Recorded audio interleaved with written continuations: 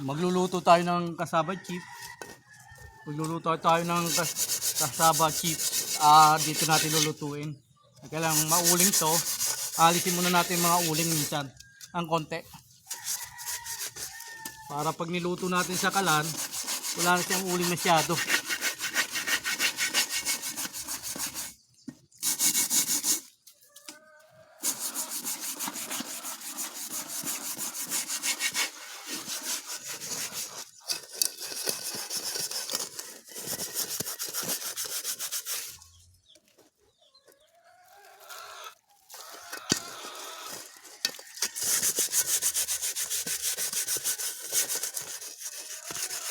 Kaya mauling to itong ginagamit natin sa kahoy eh.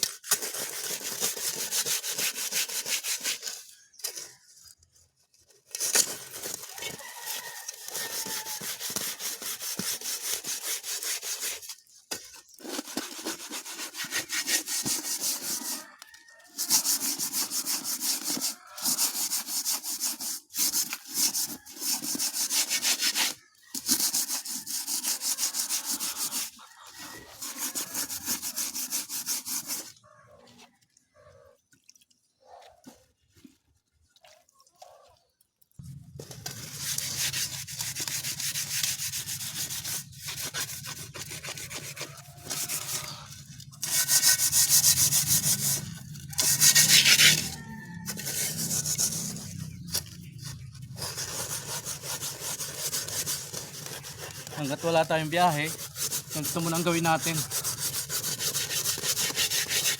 Mag-isip ng pwedeng pagkakitaan dahil magiging 3-4 na araw lang ang biyahe ko, tapos yung 3 araw yun ang gagawin nating pwede nating pagkakitaan. Mag-isip tayo.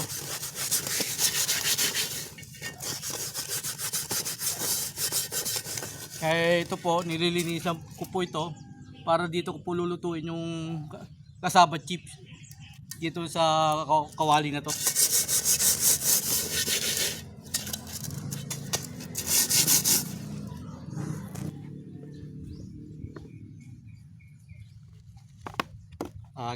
Ginamitan natin ng Maxi Glue para dumulas.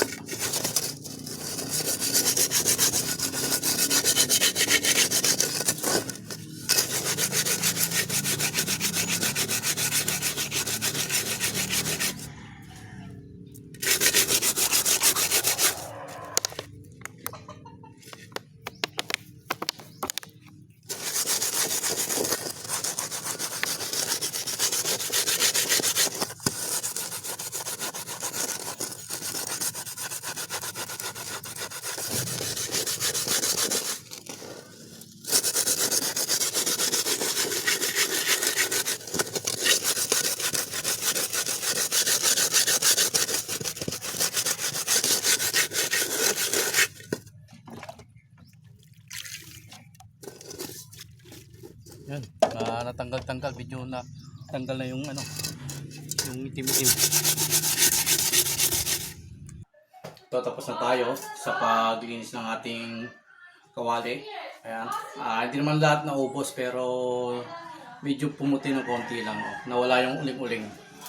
Kaya dito tayo magluluto ng kasaba chip dito.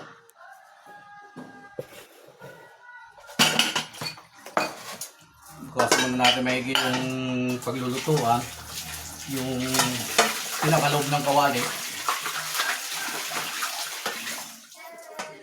Siyempre, lalagyan natin ng panlinis.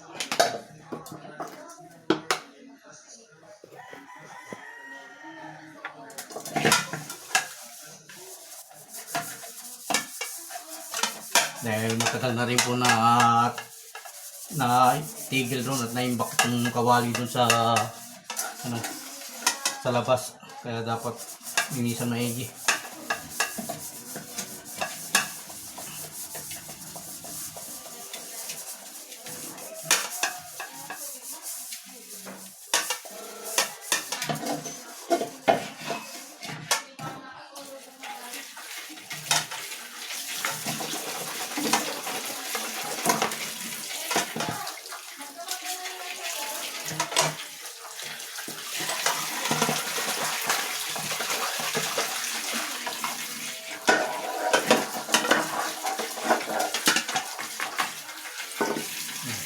Kaya dati pag ginanong mo to, di kita yung uling eh. Ngayon wala na. Naubos na talaga.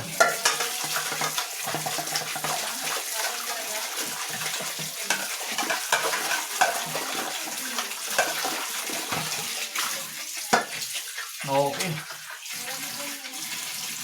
Yan na. Ayos na. Kaya magluluto na tayo ng cassava chips. Ayan na po yung ating cassava chips. At may nakasalang na po tayong mantika po. Ayan po.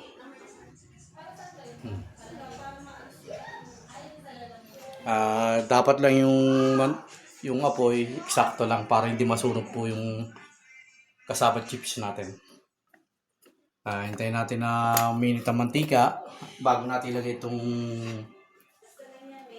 cassava chips. Iniwalay muna natin itong mga tuyo-tuyo na. Ayan. Para malaman natin kung maayos ang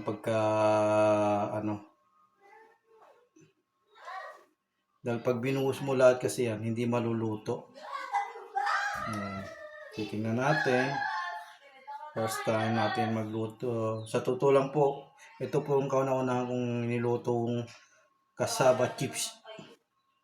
Sana makuha ko ang pagluto at maging karir ko to at makapagbenta sa kung sino man yung gustong order. Dahil hindi kasi pwede ibuhos lahat to. Yan, bubuhos mo lahat, hindi pwede yun. May masunog, may hilaw, may hindi maluto. Kaya dapat konti-konti lang. Tapos yung talagang maayos na po yung pagkatuyo niya.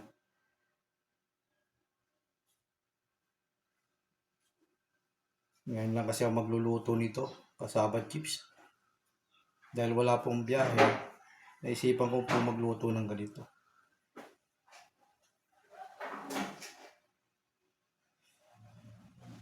Yan.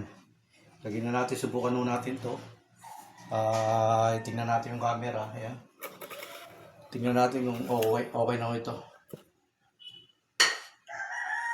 Tingnan natin kung may mantika. Sige, subukan natin pa isa-isa. Ngayon, hanggang maluto, tikman natin. Alalay lang po yung pa isa-isa lang para maluto po siya ng maayos. Ayan.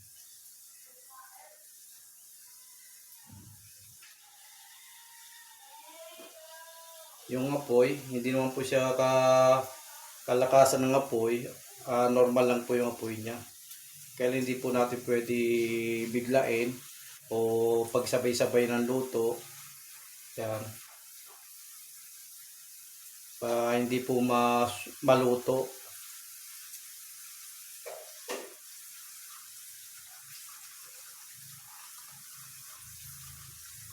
Sabi nila dapat marami mantika. Ito naman, lubog naman sa mantika. Dahil pa isa-isa lang ang lagay natin. Okay na oh. Tapos haluin na natin.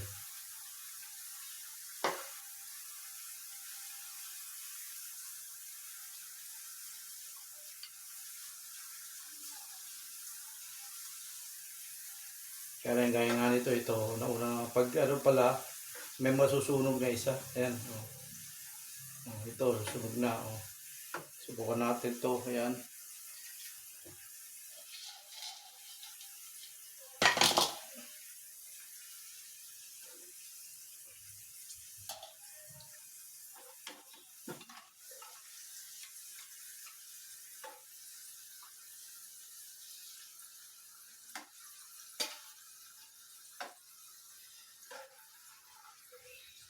Uy, sunog.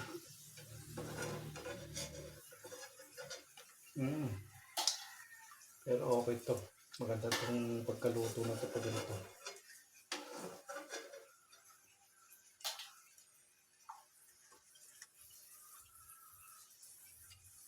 Proseso rin palang pagluto ng ganito.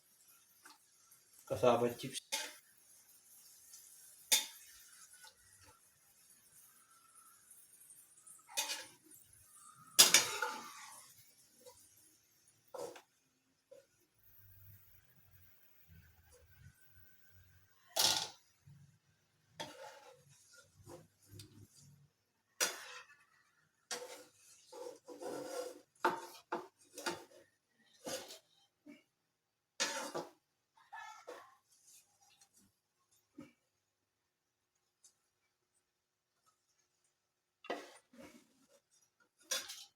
dapat hindi masunog. Dahil pag nasunog ko, mapait. Baka reject na po yun. Pero hindi tayo titigil sa ating ginagawa hanggat hindi natin na-perfect ang pagluluto ng banana chips ay kasaba chips.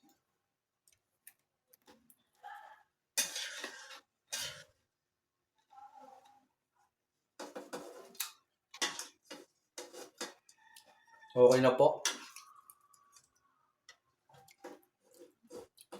Tama lang po yung gayat ko. Tama lang po yung gayat ko ng kasaba chip, yung kasaba. Tapos ganito na po siya kapag naluto no po. Ayan, ganyan na po. Kaya magluluto po tayo ng iba. Kaya hindi po pwede na mainit po yung yung kawali ay yung mantika para masusunog. Sige, try pa tayo sa iba. Yan na lang. Ganito lang ngayon natin, subukan natin yung para kasing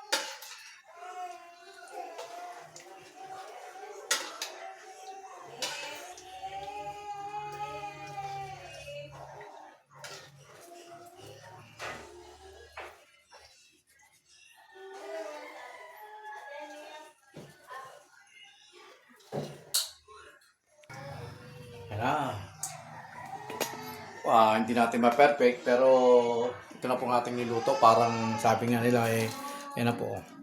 Ayan na po yung kasaba chip natin. Ayan na po. First time natin magluto yan.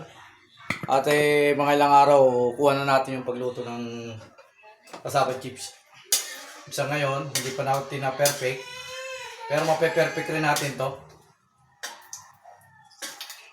Sa umpisa pa lang kasi tayo nito Nag-umpisa pa lang tayo. Kaya sa ganitong luto, kami-kami munang kakain. Yan. Okay. Dadalhin na natin drone sa kasama natin kumain para doon na sila kumain.